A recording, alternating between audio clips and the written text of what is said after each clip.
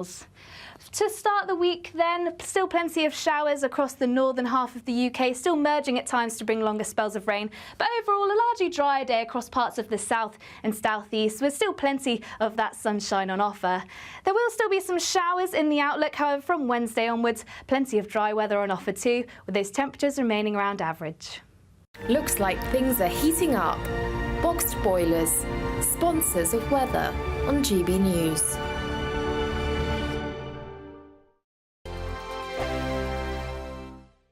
Don't miss out on your chance to win our Summer Spectacular. And have we got a prize for you? First, there's a totally tax-free £15,000 in cash to make your summer spectacular. Spend that extra cash however you like.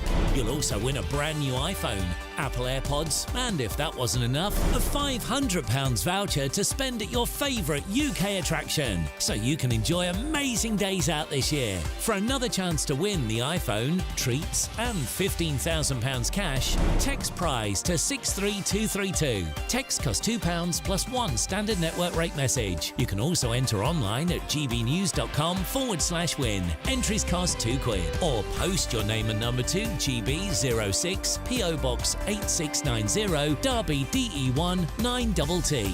UK only. Entrance must be 18 or over. Lines close at 5 p.m. on the 28th of June. Please check the closing time if listening or watching on demand. Good luck. This is GB News and we are Britain's election channel. This vote may seem to be about the politicians in the media, but actually it's about you. And we won't forget that. Join us up and down the country as we follow every moment together. More than ever, it's important to hear all sides as you make your decision ahead of polling day. We're here for you. This is GB News, The People's Channel. Britain's election channel.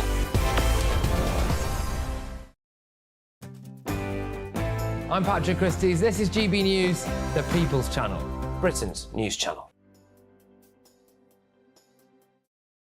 Hi there, I'm Michelle Dewberry and I'm going to take a second to tell you all about my show, Dubes & Co. We start off with the issues of the day. We then bring in both sides of the argument. We get rid of the disrespect. And then you throw me into the mix. And trust me, I'll tell it exactly how it is. And then, of course, the magic ingredient, you at home. We mix it all together and what have we got, in my opinion, the best debate show in town. Monday to Friday, 6 till 7 on GB News, Britain's news channel.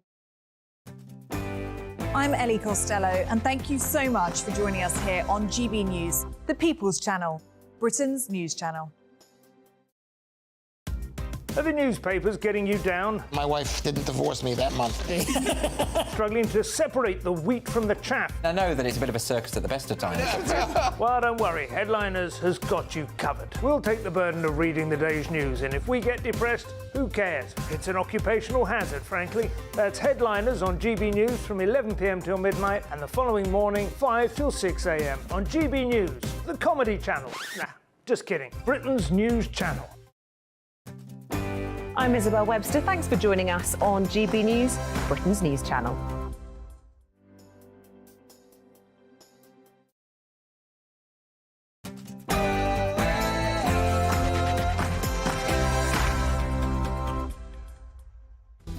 Hello there, coming up in the Saturday Night Showdown, we've got the fallout from the European elections with riots, tears and Macron saying he'll refuse to resign to preserve democracy. That's not how democracy works, Emmanuel. Zoot allure. And has pride gone too far? Kids have been arrested for leaving scooter tyre marks on a rainbow crossing, and James May is among the people saying the regimented flags look oppressive.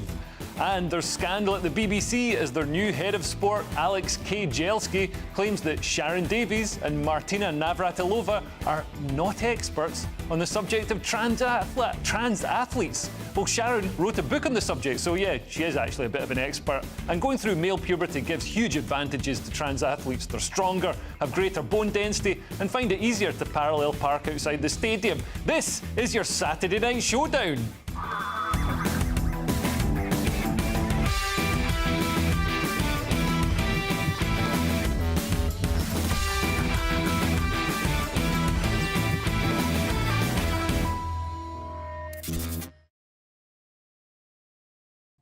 And discussing all tonight's topics with me are my brilliant panel. Joining me are Susie Kennedy and Justin Panks. But before we get to them, let's get your latest news headlines first from Ray Addison.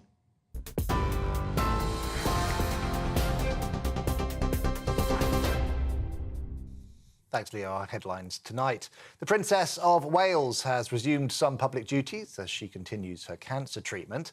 Crowds cheered as Princess Catherine appeared with the King and other members of the royal family on the balcony at Buckingham Palace. A 41-gun salute and an RAF fly-past marked His Majesty's official birthday, following the Trooping the Colour parade.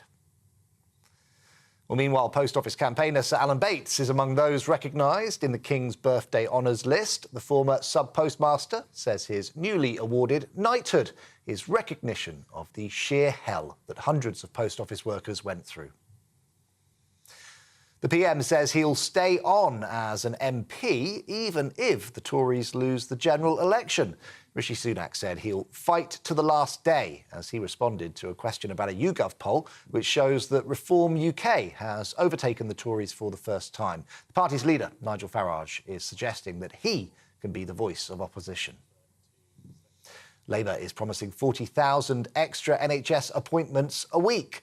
Sir Keir Starmer's claiming that waiting lists could rise to 10 million if the Conservatives remain in office. However, experts at the Institute for Fiscal Studies say the claim is unlikely. Well, meanwhile, the Lib Dem leader has been tackling a racetrack and a trampoline as well on the election campaign trail.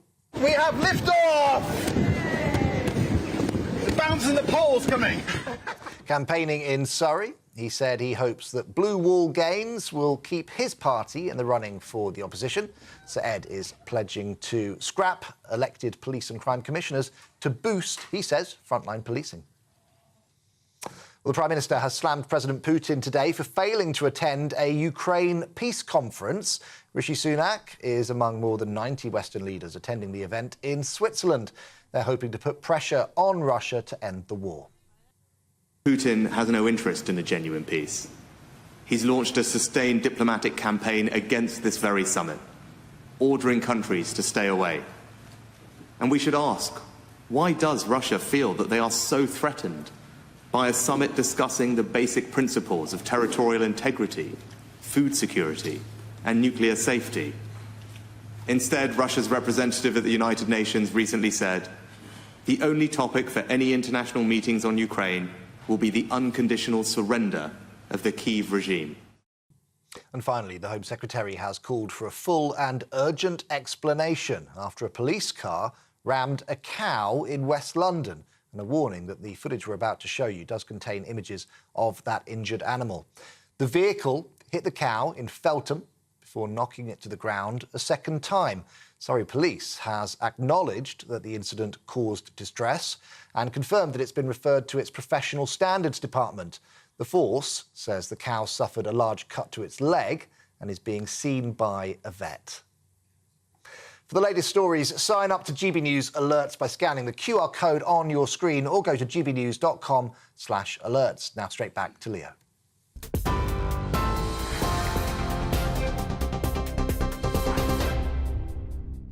Thank you, Ray. And cows must be indestructible. I thought that cow was dead for sure. Anyway, welcome to the Saturday Night Showdown. I'm joined tonight by the comedians Justin Panks and Susie Kennedy. Now, the left-wing establishment received an absolute drubbing in the European elections. Across Europe, people voiced their displeasure at open borders, net zero, rising Islamic extremism, and an accelerating slide into a really rubbish version of communism. In France, the national rally led by Marine Le Pen, which sounds like an enclosure for sea life, but is actually a right-wing political party, stormed to victory, winning more than twice as many votes as President Macron's own party. I'm sure French lefties took it well, though. After all, they're the kind, tolerant people, aren't they? Well, French progressives went no and seemingly smashed up shops and looted in areas that are perceived to have voted right-wing. And some leftists didn't have the energy to burn down small businesses in the name of democracy, so they just cried instead. Woohoo! Macron said he wouldn't resign no matter how badly his party did in the general election. Is the establishment ignoring democracy here? Panel, what do we think? No, you say it about Trump because.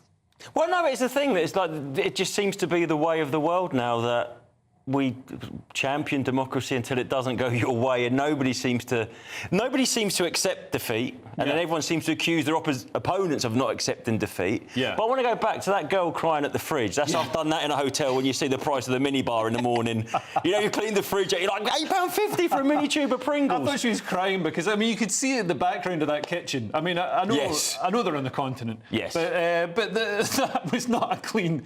That was not a clean house, and she was probably crying because she had a tea towel on her shoulder as well. That was... I usually cry when I'm in Europe and I have breakfast because it's just a croissant and coffee and juice, and that's breakfast. That's not breakfast. Bowl of hot chocolate. Where's the beans? Where's the mushrooms? Beans? Where's the black and eggs? So I'd cry over that. They realise they've got a continental breakfast at their Airbnb. You know, probably. you vote. This is get to this point now where if people are voting for something, there's now sort of like a dirty word or sort of like was it populism? Yeah. Well, were you supposed to vote for things you don't like? It's like you can't vote for things that are popular to you. You need to vote for unpopular things that I agree with. Well, this is the thing, because right-wing politicians are always smeared as populists. Yeah. As if appealing to what people want, as you point out, is some kind of that's what democracy terribly is. gauche and disgusting. But really, it's the socialists who are being populist because they're telling people, oh, we're going to take all the money of all those evil rich people and we're going to give it to you. That's the thing that people want to hear. They're like, oh, we're going to increase all the free stuff you get from the government, without actually telling people, actually, that's not free stuff. That's stuff we take other people's money and then spend it really badly and then give it to you. So really, it's the left that are the populists, and the right who say, oh, there's going to be some tough decisions to be made and we're going to have to do some nasty things. They're the ones who aren't being populist. It's like when things are as bad as they are, and I think we can all agree it's a horror show at the moment. It's basically you're going to have protest votes, aren't you? I think they just want change. When things are like they are, everyone's just going to vote for change. And I don't even think it's a left versus right thing. With a lot of people vote, they're just like we need a drastic change. Yeah, and it's interesting in Denmark and Sweden, which were two of the countries in Europe that didn't see this sort of big swing to the right. They have sort of centrist governments that have already implemented tough immigration or tougher immigration rules. So then people didn't need to sort of do that. You know, the trouble is the establishment, the left-wing establishment, have just ignored. Polls have repeatedly revealed that people don't want open borders. They want immigration, but you know, at a reasonable, sustainable level and from culturally similar places. So our establishment has just ignored that across the West for years, and now they're reaping the rewards. But they haven't got left-wing policies. I think that's the problem. Where we've gone wrong is we haven't got a left-wing party. Yeah. We've got a party that kind of anarchy. They dictate what the public should be doing, and the public are saying, but we don't want that, and that leaves these other parties to come in, because I definitely don't want Le Pen. I don't. Why? Because I think that her policies are really, that's truly right-wing. Why? Which one in particular? The fact that she's saying that if she doesn't think that you are French enough, she'll take your citizenship. I think that's really dangerous, because if you're starting to go down these roads, I'm not there, but it's because Macron is so bad, and this is the thing. It's like Le Pen is just looking at removing citizenship for people who've been convicted of horrific offences or that sounds good, or subscribing to dangerous ideologies. So if you're an Islamist, you're a hate preacher, or you go to. I agree with that. So, but that's how it starts. So that's what she's telling you. But when he says a hate preacher, what is your classification of a hate preacher? Because as we've seen, you saying that you don't think a man is a woman is considered hate speech. So you've got to be really careful when people say, oh, we're going to do this. You go, oh, I like that because I don't like this hate preacher. But then somebody else could come along and say, actually, you've just said something really hateful. I think that's a good point. I think the irony is, and it's like a catapult, it's like you put it back this way and then you release it, the more it flings the other way. Yeah. Like I saw the Polish guy, I saw him in an interview talking about... Now, Poland aren't heading towards super right-wing because they're sort of more... It's like when you have this sort of like open borders, let anyone in, and the things that and people are are sick of the cost of living, and you are going to blame. That's what they do, isn't it? Yeah. You know, we're going to go further right because it's gone so far left. Yeah. Do you know what I mean? And that's so you sort of, if you don't keep it around the centre, you're going to get these extreme swings either way. It's never good historically. Yeah. And in Belgium, the establishment blamed the swing to the right on people being too stupid to vote for the correct parties. I'm not joking. According to the experts, the right-wing party Vlaams Belang, which is a cool name, sounds like an 80s pop star, scored better in areas where more people without university degrees live, while environmentalist left-wing party Groen did better in places with more highly educated people. Man, that doesn't show that smarter people vote left-wing. It shows that universities are now communist indoctrination camps, and they're very successful at it. Although full marks to that paper for actually somehow saying stupid Flanders. Now, but see, this is the argument, isn't it? If you don't agree with someone, immediately you're stupid. Yeah, it's smear tactics. We saw this after Brexit as well. Oh yeah, exactly. You're racist. And remember, everyone was saying, "Oh, not everyone that votes Brexit is racist, but all racists vote Brexit." It's like, well, all smug people vote Remain. Bragg said that. Who said that? Yeah, that's right. Not all people who vote Remain are smug, but all smug people. This is what causes it, though. So if you say to someone, "I don't agree with you," or "You're stupid," I actually think that we've got open borders is quite dangerous when you're racist. I actually don't think that any man, like if you just put on a dress, Justin, and I've got to call you a woman, I just think that's right. Well, you're transphobic. So the thing is because we've used these terms and just like watered them down, you've got to the point where that racism is the most disgusting thing ever, but that word is just it's like the word Nazi. Stop using that word. It's so offensive to people that lived under Nazis. It's the boy who cried wolf. Yeah. Well, there was some good news for the left. In Italy, the far-left Antifa member Iliara Salis won. At the time, she was in jail in Hungary, awaiting prosecution for charges relating to attempting to murder right-wing people with a hammer. But here she is in The Guardian. Oh, look, she's smiling and has a nice, cosy sweater on. You wouldn't know that she'd been part of a gang that were hitting people in the head with hammers because they looked a bit right-wing. And even The Telegraph, which is an ostensibly conservative newspaper, called her an Italian anti-fascist. It sounds almost romantic, as if she's zipping around Italy on a Vespa, putting up posters and waving her hands around doing some sexy arguing. Well, she's now been released under political immunity rules because she's been elected to the European Parliament. But can you imagine anyone on the right who went on a spree with a hammer whacking people in the head? I mean, I can't show the picture because it's horrific, but, you know, somebody had big dents taken out of their head. People are saying in America that Trump shouldn't be allowed to run because he's falsified a little court document, you know, whatever. Yeah, exactly. It is so double standards, isn't it? Just a little court document. Well, it's compared to hitting someone with a hammer, isn't it? It's like a technicality compared to someone. But it's just the hypocrisy. The thing is the left wing, you've got to hand it to them, they're so good at branding. Yeah. Like Antifa sounds like anti-fascist. Who's going to Black Lives Matter? Who's going to disagree with that? They're good at slogans. Exactly. But then the sort of Antifa, we're anti-fascist. Yeah, everyone is. It doesn't matter whether they're running around hitting people with hammers. They're actually because fascists. they look a bit right. Well, yeah, that's what fascists did. That's what the street mob... you know, if like right wing, I don't know, like the KKK, if they rebranded as the Don't Kill Kitten group, then maybe it's just like you call your sort of organisation something that no one can disagree with, and then you can do what you want. It seems like they think. Yeah, even Kim Jong-un. Hammer time. Hammer time. That'd be a good name for Antifa.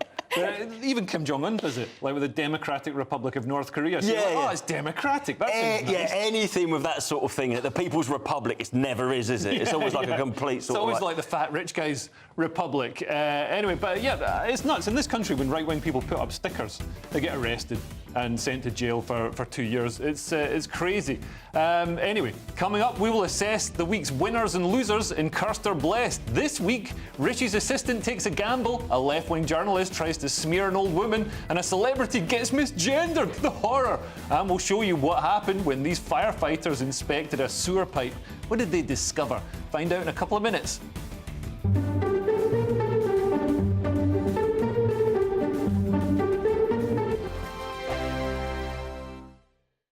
This is GB News, Britain's news channel.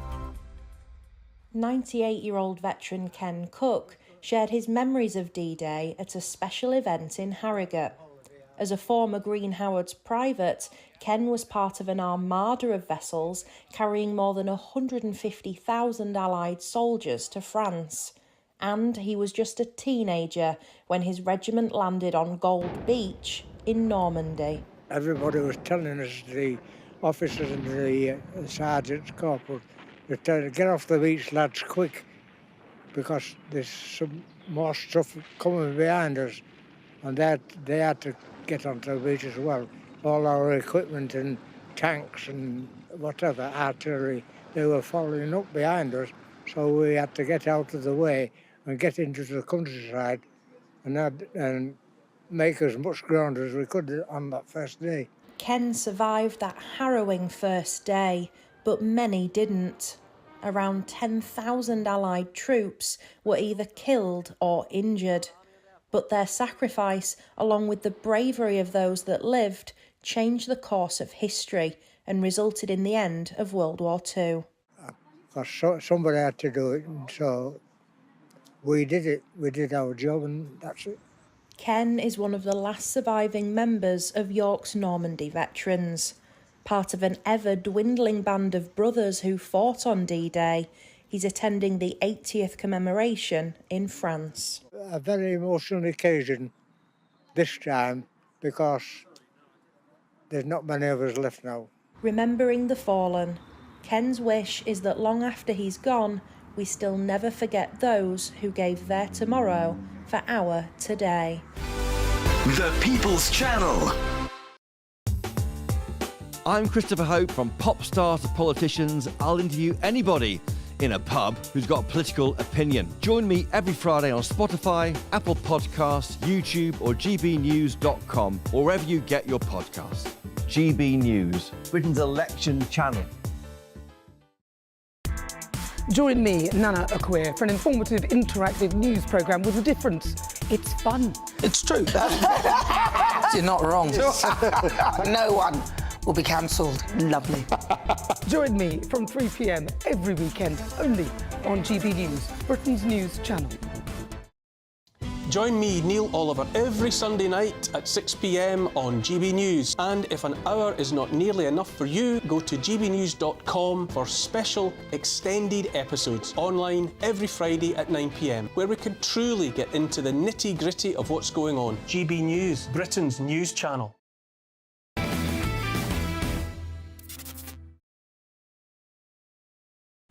Welcome back to the Saturday Night Showdown. Kirsta Blest is coming up, but first I promised I would show you what happened when those firefighters inspected a rather large sewer pipe. Let's take a look.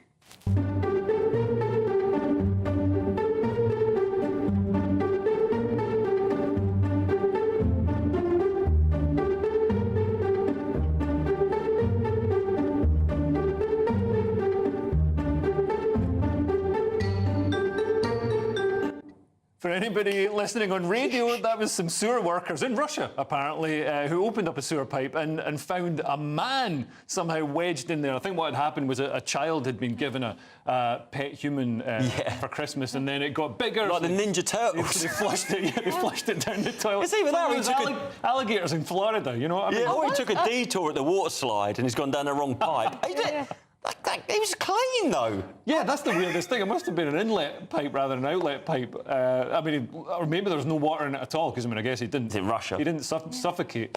But I wonder where he went. Terrifies. That terrifies me. Yeah. Apparently, there's a sewage worker who climbed inside the pipe and got stuck and then tried to wiggle to get out and just made himself even more stuck. Oh, yeah, no, that's giving me anxiety. Yeah. Just thinking about that.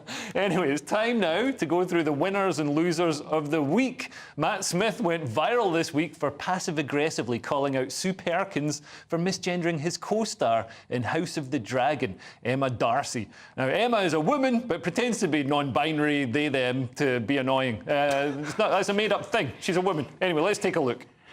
She gave you all the credit for that. Well, I mean, I can't take the credit. I have to say, aren't they brilliant? I mean, I don't know what you've seen this year, episode-wise. I can't work out the multi-layered security encryption thing. They are absolutely brilliant. I bet. And can't wait for it. You're in for a real treat with Emma this year.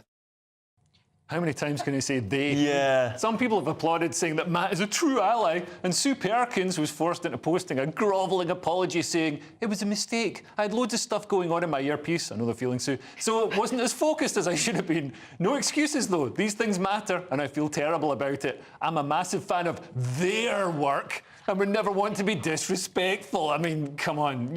I thought he was talking about a group of people. Yeah, it's not a good word, is it? It's not a singular word. Yeah, if I was watching that, I'd be thinking, who are they? I've only seen one person. But that was so cringe. It reminded me, if you've ever been a speed awareness course and there's that one person that wants to get every question right. Yeah. It's like he was awarding himself some imaginary gold star. Yeah. It's like, and the thing is, I've been thinking this a lot recently, they call it inclusive, it's actually exclusive language. It's about saying, have you read the memo? Are you down with Are you sort of like subscribing to this cult? Because if you're not one of us. Yeah. And it was a bit like Beatniks did it by saying daddy-o and calling each other cats. And it's a way of sort of like...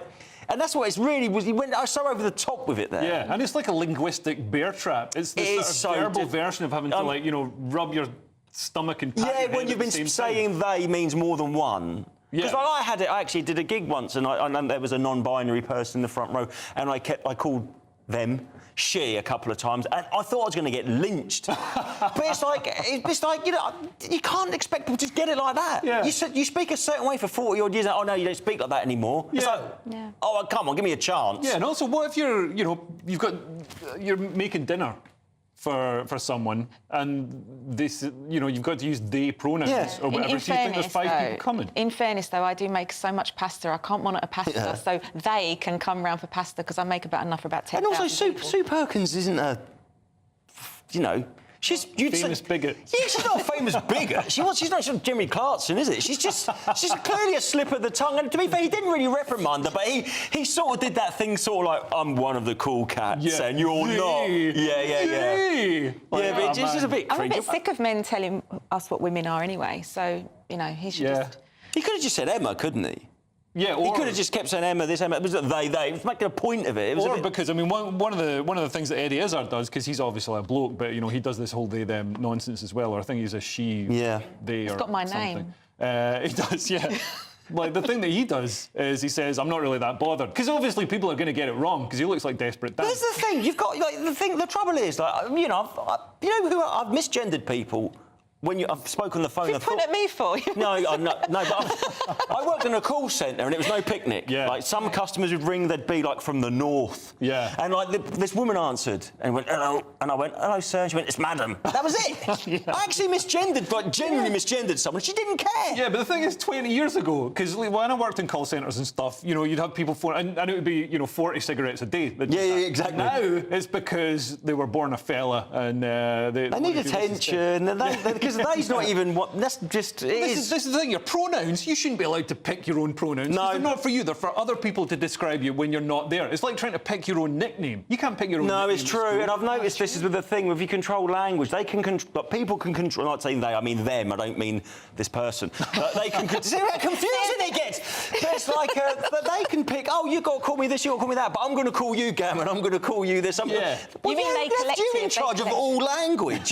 You decide what I've got to call you, and you can call me what you want. Yeah. It's like if you control the language, you control the minds, I guess. Yeah, no, we're gammon and proud here. Anyway, moving on, we've got a video that went viral of an 80-year-old woman allegedly telling an interviewer to go back to her own country. I say allegedly because the interviewer claimed that she was told to go back to her own country, but at no point in the video was she actually told to go back to her own country. But let's take a look at a clip of it anyway. So what would you say about someone like me who's mixed? Would you say that Enoch Powell had the right idea about someone like me? Well, not just you, it's everybody else that's coming into it. What would you prefer for people like me? To stop where you are and not to come here. I'm not being personal, really. No, this is really useful. I really feel that, you know, I watched this whole video and, you know, all right, the woman says, you know, a few things that are maybe, you know, a bit... Old-fashioned. A bit old-fashioned. Old-fashioned is a good word for it, you know what I mean? Because she's an old woman. She's 80 years old. What do you expected? She hasn't just graduated from a gender studies degree. You know, she hasn't dyed her hair pink and... You know. And if that's how far you've got to go to find someone saying stuff like that, who's just basically someone from bygone era... Yeah. And just sort of like, I would not take that, not being nasty to the woman. Yeah. I would not take her opinion on anything. I don't care what she would, you know, she would say that suet pudding's better than curry. I was like, no, I don't agree with anything she says. Yeah. Totally bygone era. Targeted. They're targeting you. I see this a lot on the internet, especially that, I won't say their name, maybe I can't say their name, but they literally target, they know what they're looking for. Yeah. They go up to people and they say things like, I'm not judging that woman's intelligence because I don't know her, but they're targeting a certain demographic of people to try and get clickbait. Vulnerable. I'd say she's vulnerable. Vulnerable, exactly. She's a vulnerable elderly lady who doesn't, you know, you say they, them to her, and she's going to expect a lot of people to turn up. Yeah, exactly, yeah. It's just cruel. And she's entered into the interview in good faith. and she's being honest. And the stuff that she's saying, I mean, she might not articulate it as perfectly as somebody like, you know, Douglas Murray might, but the stuff that she's saying isn't particularly radical. She's just saying, I mean, obviously over her 80 years, she's seen the country change a great deal, and she's seen some of the, you know, the sectarian violence, the internecine conflict that we get, you know, between different ethnic groups that have come to the UK. She's seen the terrorism, the she knows nothing about that woman. So she knows nothing about that woman. That woman, you don't know anything about her family. Well, all it is she just hasn't got this, like I said, the memo about the modern language and how you have to use words. She's just sort of like, she's just someone from a bygone era. And I'm not excusing her opinion, but I'm like, why would you put that out? Yeah, and it's like you say, Susie, it is a sort of gotcha interview. Somebody on Twitter summed it up. They said, this is what you do if you want to do one of these gotcha interviews. You go to a rundown post-industrial constituency, identify a working-class individual who may struggle to articulate their instincts, ask a vague, condescending question about immigration, derail their reply with non-sequitur or irrelevant factoids, pretend you've got no idea what they're talking about, and deliberately misinterpret them, pull a horrified shocked face to camera, plaster the footage all over social media to humiliate them, write a disingenuous follow-up piece about the far right, and then bask in overwrought praise and sympathy from fellow leftists. I mean, that just seems... Literally what I said to you. Yeah, I saw the whole thing, and at the start, she said, I'm not voting. So what does it matter what she says, really? Yeah. If you didn't stick a microphone in her face, no one would have known what she thinks. What she really needs to do is actually vote. She needs to get out there and vote for somebody who represents her. I mean, maybe that apathy is why the country I think isn't the way someone she should likes. take these people on. I really do, because if that was like, I mean, my mum would never be interviewed on the street. She'd be like, nope. Yeah. But if that was a member of my family that someone did that to and targeted them and put them on the internet... Yeah. I don't know if there's any lawyers watching. I'm not legally minded, but this has got to be something done about this, because that's someone out there, that's someone's family, and their words have been changed, and it's cruel, because you get these things that get a million viewers. Just walked into a trap. Exactly. It's abuse, and it's not be kind. Elder abuse. Well, in fairness, I mean, she's not been particularly misrepresented, apart from that claim that she told the interviewer to go back home, which she didn't. You know, she. But specifically you said it's a gotcha. Where is the win in getting a gotcha over this woman? Yeah, exactly. It's like you could just get some lunatic on a night bus and just interview them and go, oh, they said this really weird things. Like, yeah, of course they did. They're mental. This woman's old. She's got like really old-fashioned, antiquated ways of talking. She probably doesn't think. It probably sounds worse than it does because you just use an old-fashioned language. Language that used to be acceptable. Yeah, it seems blunt, maybe. And bullying. And anyway, we'll move on now. And you're probably aware that one of Rishi's closest assistants, Craig Williams, placed a £100 bet on the date of the election being announced. He's very lucky because, incredibly, he won. What are the chances? He should buy a lottery ticket. Unfortunately for Craig, the bookies reported it, and he is now under investigation. But Rishi Sunak has refused to say if Craig had been told the date of the election before he placed the wager. Now, this is a potentially criminal investigation, so we can't speculate as to guilt or innocence, but I've just got to ask, how did they know who it was? He's not famous. Do you think bookies just have pictures of politicians on the wall? If anybody walks in from any political party, they know not to... I've got to say, though, I love it. I love the fact that he did that. I just think it's so cute. I know it's a criminal. They're saying it's criminal, but just to think, like... Well, we don't know. We don't know if he did it. He's still under investigation. OK. But isn't it like... Doesn't he earn enough money already? And why only 100? Why would you only stick 100 on a sure thing? But I just think, I don't know, is this a conspiracy? That seems like a complete smokescreen. Do you think? Yeah, it's just like such a small little thing, like £100 on, and it's criminal. And if he has that, but I think, why is it criminal? Because it's inside information. Yeah, but it's like you think like Nancy Pelosi. I think she's the most successful stock trader ever. She's just incredibly good at stock trading. But it's not just really good at politics. But this she's guy's in the wrong business. Isn't this like a sacrificial lamb? Like, oh, you know, we'll have this court case about this, and so you think, oh, we do police insider trading, when actually they know it. That's all it is. That's all it is. But don't you think it's one of those things? It's like another nail in Rishi Sunak's coffin, which is, to be honest, at the moment, it's about 99% nails. It's you know, he started the election off.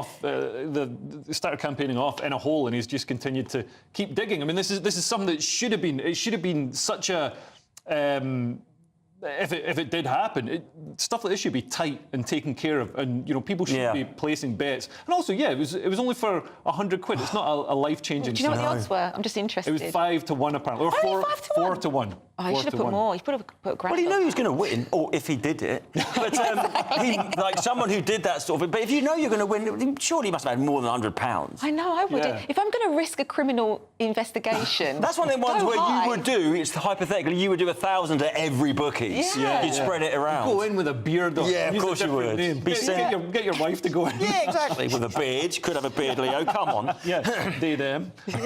Send them in. Yeah, send them in en masse. Well, yeah.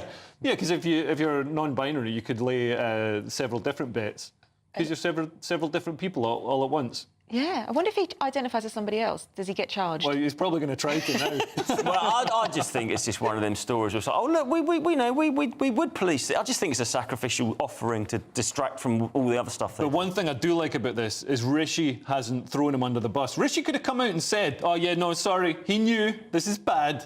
And like, maybe Rishi's got a bit on himself. Do you think Rishi was splitting it with? I can't imagine going into like Betfred either and going, "What are your odds on when the?" Was it Sky Bet? It could have been Sky Bet. It could have been. There are many, but it's not. You don't really fit in with the blokes in there, are you? Maybe. Yeah. Maybe that's why it was suspicious, and maybe that's why it got flagged up. If you're going in for a specific weird, he's like, "Can you turn this racing over to the news channel?" Go on, sort of like cheering on the election. Anyway, next on the Saturday Night Showdown, we've got Culture Corner. It's a Pride special. And speaking of safe bets, we've got a trans athlete absolutely trouncing the female competition. Plus, I'll show you what happened when one bungee jumper was not jumping for joy. Bungee jumping, what could possibly go wrong? Stay tuned and find out after the break.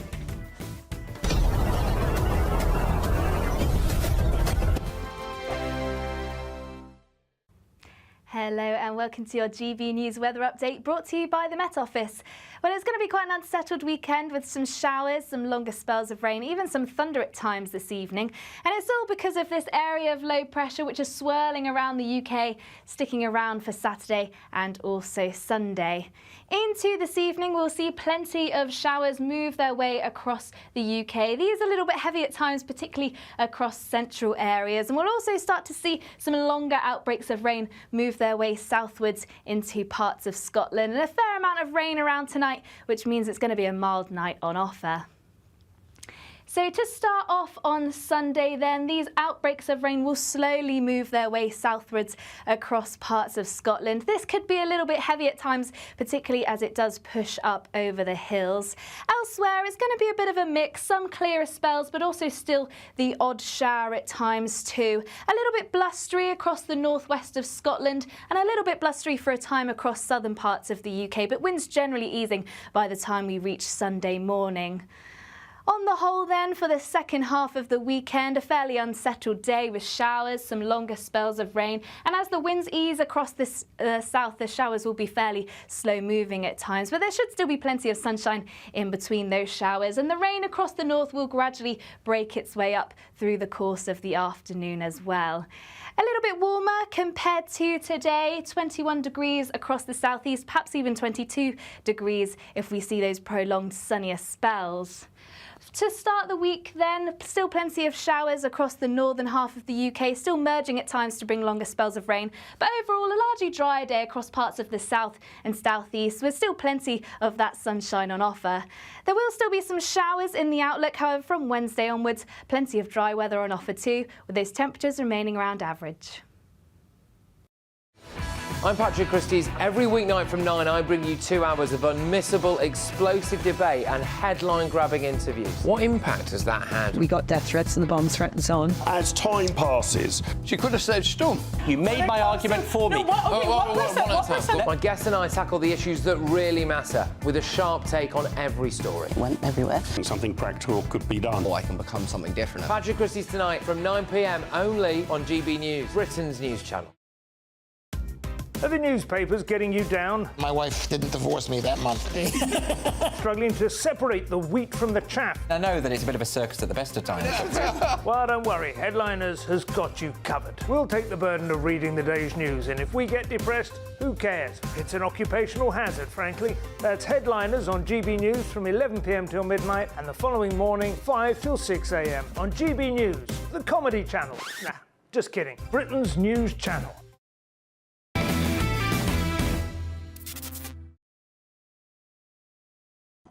Welcome back to the Saturday Night Showdown. Culture Corner is coming up next, but first I promised I would show you what happened when this bungee jumper went wrong. Let's take a look.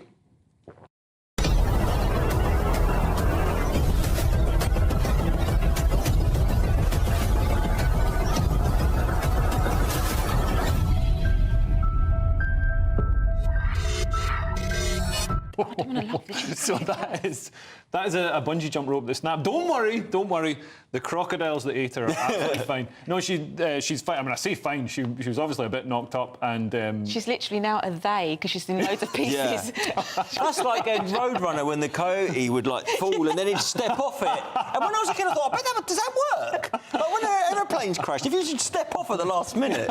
So what? She hit the water and then it snapped. Well, yeah. So she was pretty much near the bottom of the the springy bit, the down springy bit. I think that's the technical term. Yeah. And she was just springing back up and it snaps, and then she fell quite a long way into the water. And then because it's in Zambia, so I believe it's the Victoria Falls, so she was getting dragged into these waterfalls, into these rapids, and she's got 30 metres or 30 feet of rope still attached to her legs. And her legs. How dangerous is this? Like a river full of parasites. Yeah. And a bungee rig that's been put together in Zambia. And literally crocodiles as well. She said that morning she'd seen lots of crocodiles in the water. So can you imagine the amount of terror? I mean, never mind the terror you get from a normal bungee jump, but from a bungee jump like that. I mean, that's not good for business, is it? No. No, for the bungee business. Yeah. It's like...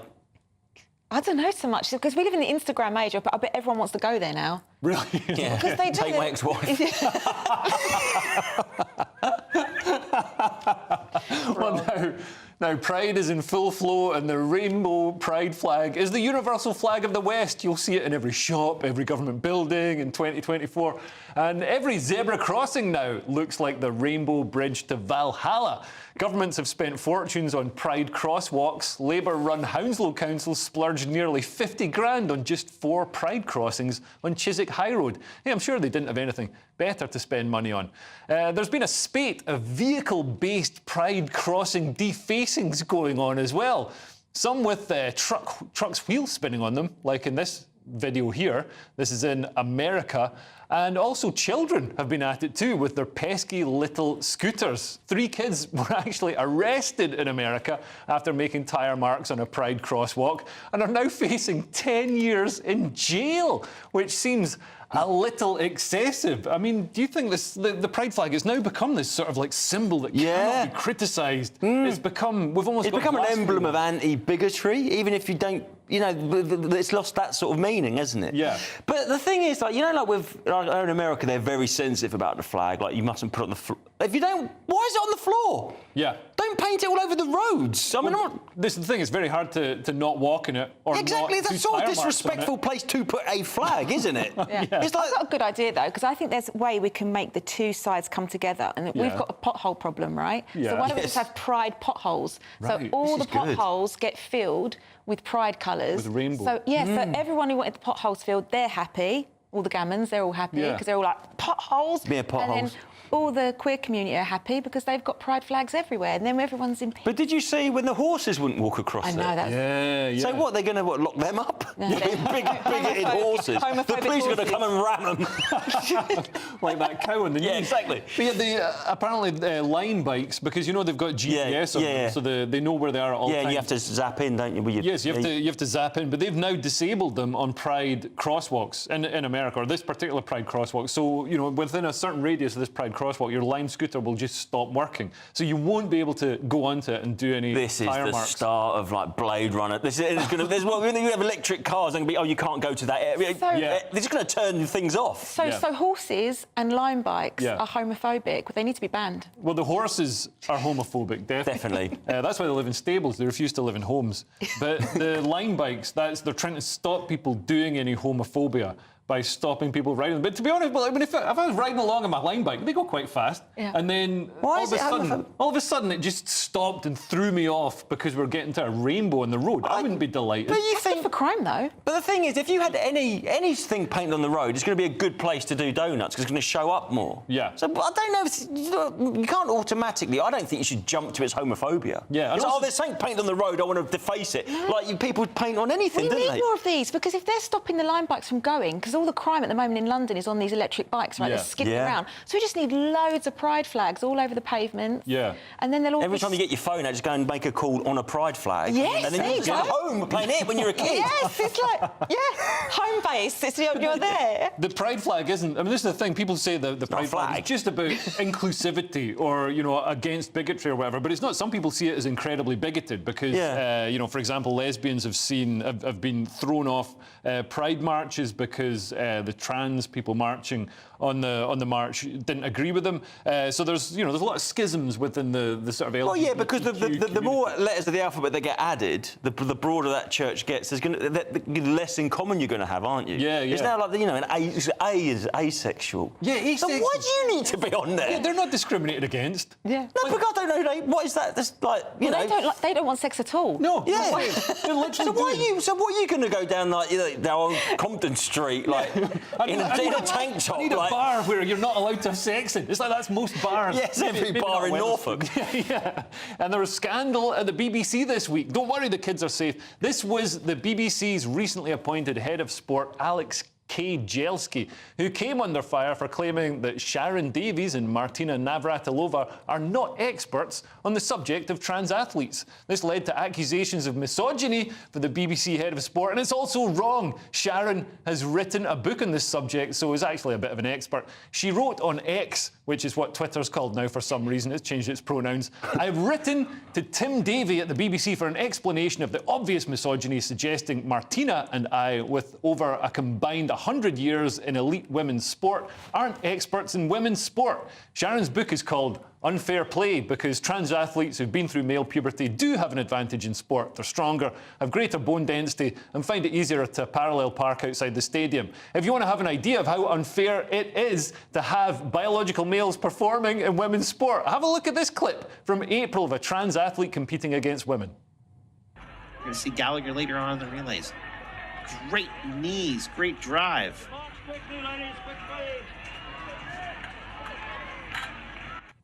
And people will genuinely say there's no trans athletes don't have an advantage. That runner was literally about a mile ahead of. And like I said, it's all well and good saying it's a theoretical thing, but there are, you know, in America especially, there will be biological females missing out on college scholarships because they come second to that. Yeah.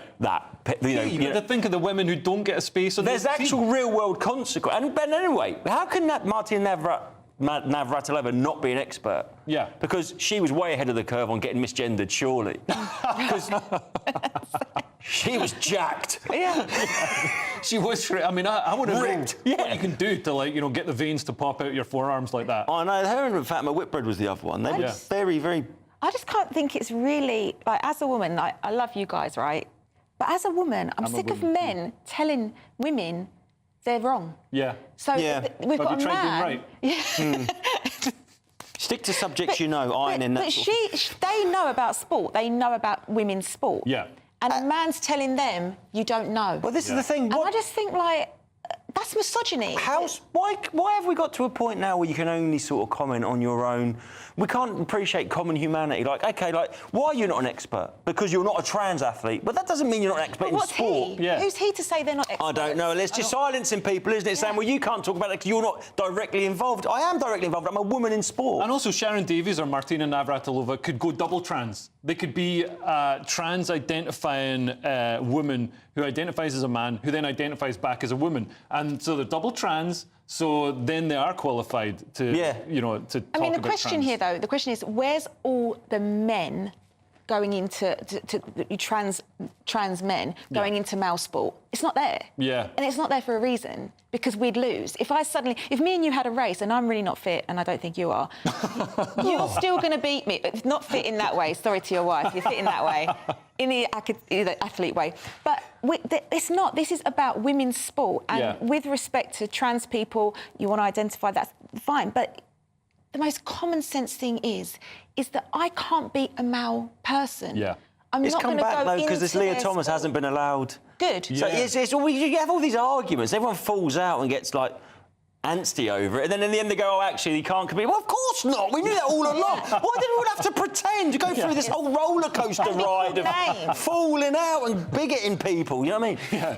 Anyway, next on the Saturday Night Showdown, it's Clown World. Plus, I'll show you what happened when two women thought it was a good idea to drink champagne on horseback. See how they ended up right after this break. No. Ready? 1, 2.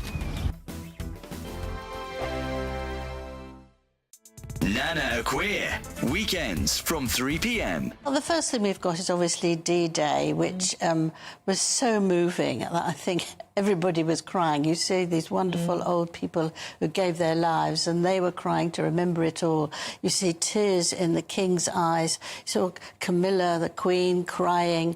And I think, gosh, you know, actually Britain's maybe opening up and we're not sort of stiff upper lip all the time anymore. I think that William was so dignified. Oh, he's amazing, isn't he? And he was the young king.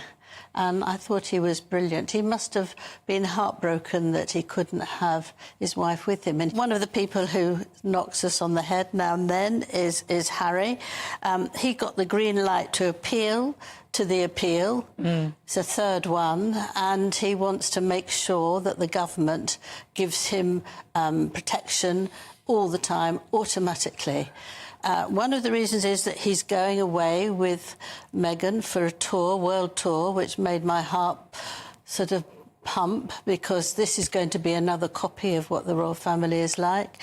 And he wants to be covered. Well, it's not on our tax, frankly. So we, the British public, would pay for this? Yes, yes. It's a joke, isn't it? And he also said he wanted it all done by the end of the month, June, and the judge said he doesn't deserve that. He's not in that VIP category.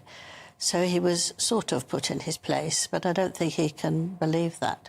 And the other thing is the wonderful wedding yesterday. And one of the things I loved, there was a wedding dress, but also I loved the blue velvet shoes. William again was wonderful. Yeah. He was absolutely wonderful. He was ushering everyone around, which seems funny for an heir to the throne, and actually would jump in the bus that was taking them to the celebration. The People's Channel. In the GB newsroom, we bring you the news as it happens. With our team of dedicated journalists across the UK, GB News brings you accurate reporting of the day's topical agenda. When the news breaks, wherever and whenever it's happening, we'll be there. This is GB News. the People's Channel. Britain's news channel.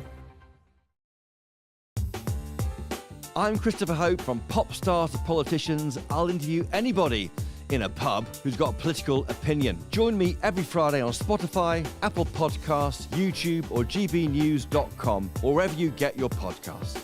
GB News, Britain's election channel. If you want your news to be straight talking... This is a nightmare for the Conservatives again. Down to earth. It's not just Nottingham where this is happening, is it? And most importantly, honest. Hard-working, middle-class taxpayers, they'll get their book thrown at them. Then catch me, Martin Daubney, Monday to Friday, 3 till 6 p.m. on GB News, Britain's news channel.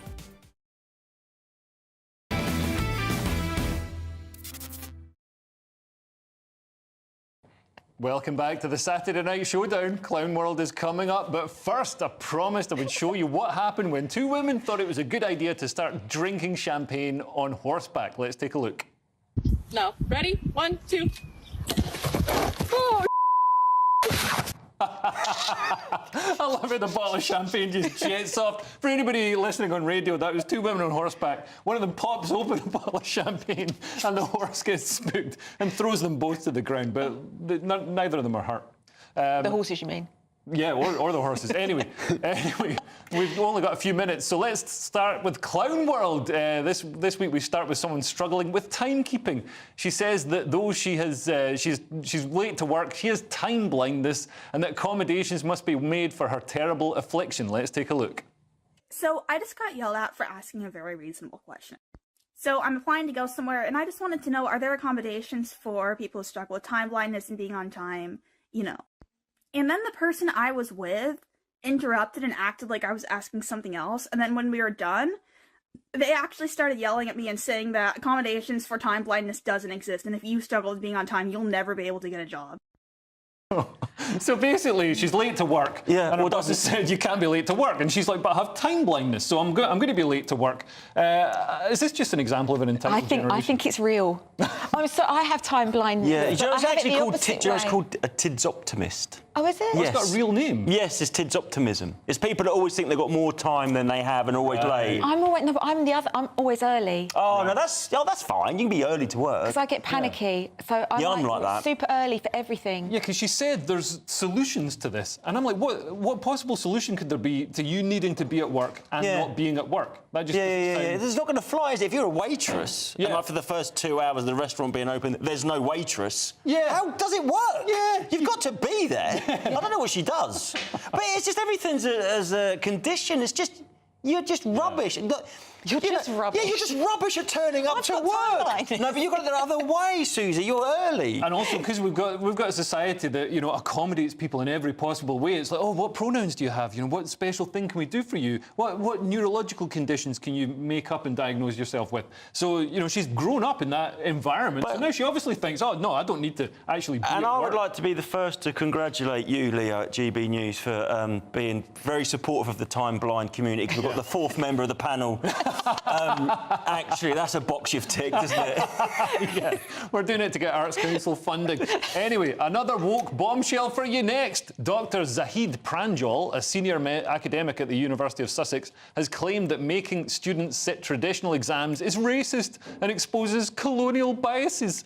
Critics, however, have said that Dr. Pranjal's claims are just the latest sign of a general dumbing down of education. I mean, isn't this academic actually being racist by claiming that, he seems to be implying that only white people can... Do you know this all started with when it was like, oh, everyone gets a medal at sports day? Yeah. It's like now, so if you did an English exam and you can't speak English, they're like, well, we should let them pass because, it's racist to say that because you can't speak English that you can't get an English degree. Yeah. But that's what you're doing. That's what you're being measured in. Yeah. But it's just sort of like this, I don't know, it's just, I'm really rubbish with numbers. I've got like dyscalculia. Yeah. I'd failed maths, but... So you didn't demand that you passed maths because you're terrible at numbers, but you don't want to feel bad? No, I don't feel bad. Because I quite like it, though. I quite like it. I think they should be... I think instead of racist, it should be called sexist. So if I don't pass my exam, it's because of sexism. So if I don't pass my exam, is it anti-tall Scottish personism? Well, they actually say the school system doesn't favour boys because boys are more experiential, whereas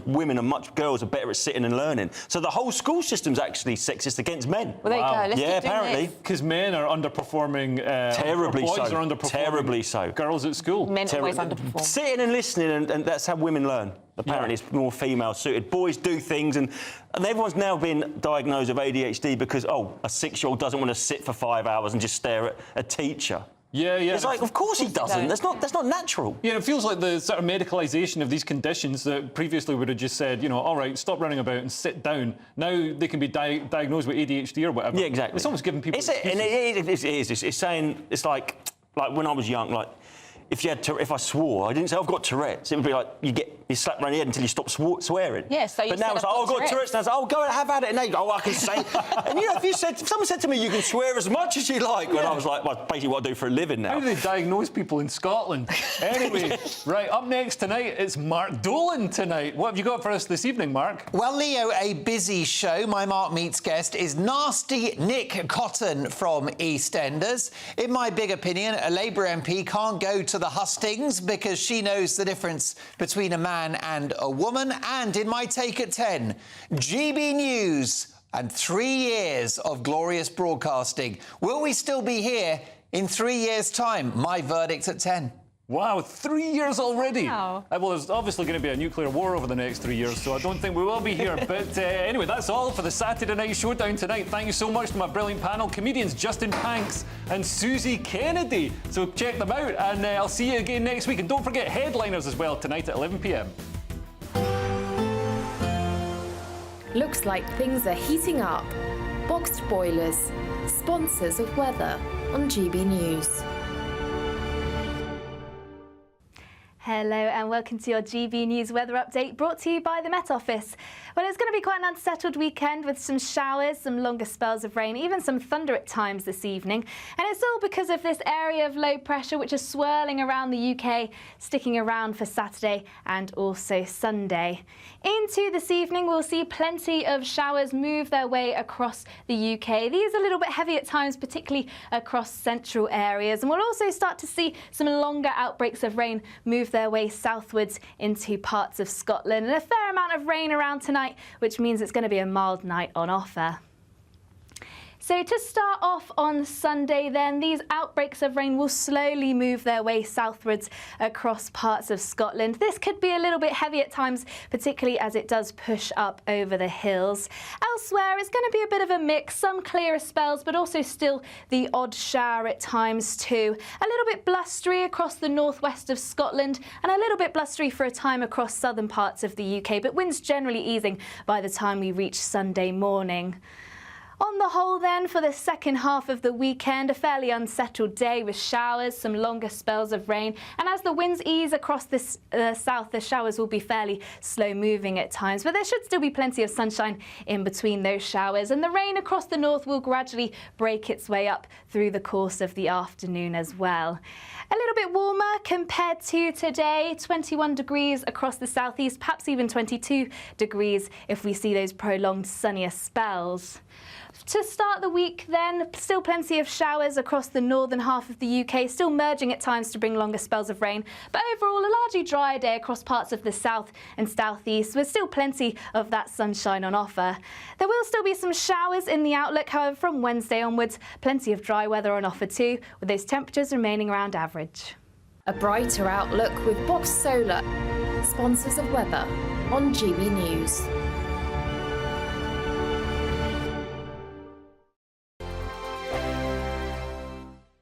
There's still time to win our Summer Spectacular with an incredible trio of treats, and you could win them. First, there's a fabulous £15,000 in tax-free cash to ensure this summer is special. What would you spend that on? Next, you'll also receive the latest iPhone 15 and a set of Apple AirPods. And finally, £500 to spend at your favourite UK attraction. For another chance to win the iPhone, treats and £15,000 cash, text prize to 63232. Text costs £2 plus one standard network rate message. You can also enter online at gbnews.com/win. Entries cost £2 or post your name and number to GB06 PO Box 8690 Derby DE1 9TT. UK only. Entrance must be 18 or over. Lines close at 5 p.m. on the 28th of June. Please check the closing time if listening or watching on demand. Good luck. This is GB News, and we are Britain's election channel. This vote may seem to be about the politicians and the media, but it's actually about you. We won't forget that. Join us up and down the country as we follow every moment together. More than ever, it's important to hear all sides as you make your decision in the run-up to polling day. This is GB News, the People's Channel. Britain's election channel.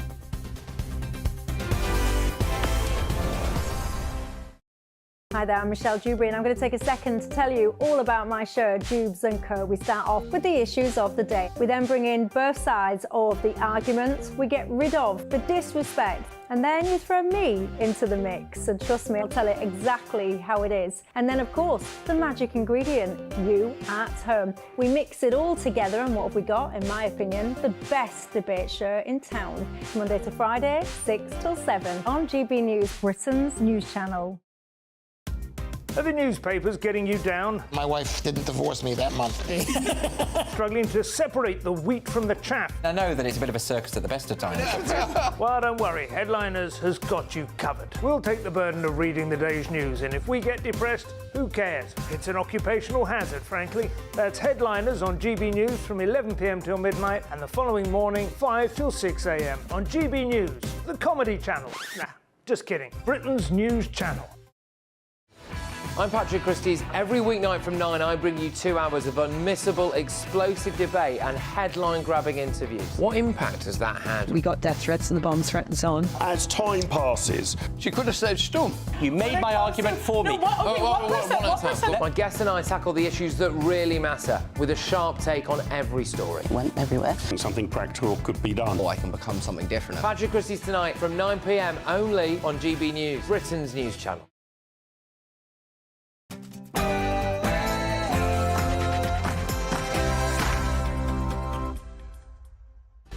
It's 9 o'clock on television, on radio and online in the United Kingdom and across the world. This is Mark Dolan Tonight. In my big opinion, Top Gear and Grand Tour star James May gets in trouble with the trans lobby. Who knew that understanding biology would get you cancelled? Plus, a Labour MP is now too afraid for her life to appear at an election hustings after standing up for real women. More on this crazy story in just a moment. My Mark Meets guest is John Altman, the man who played nasty Nick Cotton in EastEnders for 30 years. Is the BBC soap still worth watching following the departure of great characters like his? Plus, in a huge new headache for King Charles, is Prince Harry at work on a new book? Plus, Joe Biden wanders off at the G7 and Donald Trump turns 78 this weekend. Would he be a good president for Britain? I'll be asking a top politics insider live from the US. And in my take at 10, GB News celebrates 3 years on air. But will we still be here in 3 years' time? I'll be giving my verdict at 10.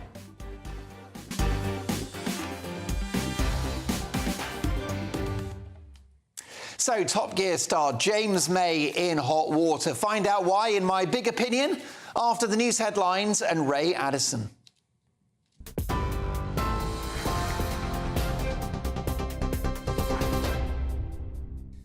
Cheers, Mark. Our top stories tonight. The Princess of Wales has resumed some public duties as she continues her cancer treatment. Crowds cheered as Princess Catherine appeared with the King and other members of the royal family on the balcony at Buckingham Palace. A 41-gun salute and an RAF fly-past marked His Majesty's official birthday following the Trooping the Colour parade. Well, meanwhile, Post Office campaigner Sir Alan Bates is among those recognised in the King's birthday honours list. The former sub-postmaster says his newly awarded knighthood is recognition of the sheer hell that hundreds of Post Office workers went through. The Prime Minister says he'll stay on as an MP even if the Conservatives lose the next general election. Rishi Sunak saying that he'll fight to the last day as he responded to a question about a YouGov poll which shows that Reform UK has overtaken the Tories for the first time. The party's leader, Nigel Farage, has suggested he can be the voice of opposition. Labour is promising 40,000 extra NHS appointments a week. Sir Keir Starmer's claiming that waiting lists could rise to 10 million if the Conservatives remain in power. However, experts at the Institute for Fiscal Studies say the claim is highly unlikely. Meanwhile, the Lib Dem leader has been tackling a racetrack and a trampoline as well today on the election campaign trail. We have liftoff! The bounce in the pole's coming. Out and about in Surrey, he said he hopes that Blue Wall Gaines will keep his party in the running for the opposition. Sir Ed is pledging to scrap elected police and crime commissioners to boost frontline policing. The PM has slammed President Putin for failing to attend a Ukraine peace conference.